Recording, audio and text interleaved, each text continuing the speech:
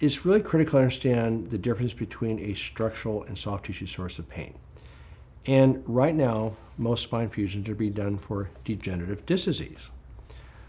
Well, there's a lot of things that we do not know about spine pain, but there's one thing that we do know. It's been documented in multiple papers for over 40 years that there's no correlation between degenerative disc disease and back pain. None. So they've looked at it in the cervical spine, thoracic spine, and lumbar spine. And they find out if you take, and particularly now with MRI scans, which is a non-risk test, if you take 100 people off of the street that have never had back pain, and you perform an MRI scan on them, that by 50, 55 years old, almost all of them have degenerated disc. So all a degenerated disc is a disc that's lost its water content and it's stiffer. So you've lost motion in your spine, but there's no hint that that's a cause of pain. My own situation is that I have had 2 back surgeries, including postoperative infection. If you look at an MRI scan of my spine, I have complete collapse at 3-4, 4-5, and 5-1.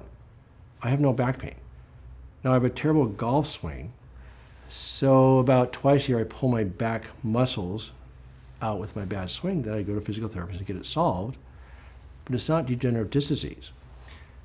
Every day in my clinic, I see people that come in with sciatica, structural problems, and almost every one of them has disc degeneration, they have little scolioses, they have big bone spurs.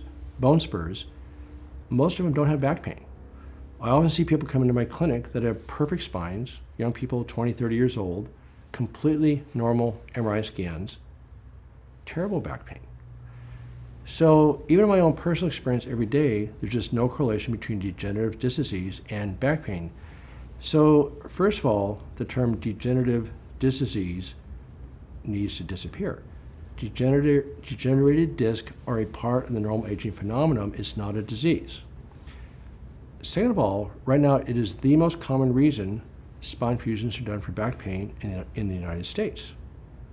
So you're basically taking a normal spine, a normal aging spine that has nothing to do with back pain, and performing major operative interventions that have less than a placebo chance of working, and it's become this huge industry. It doesn't make sense.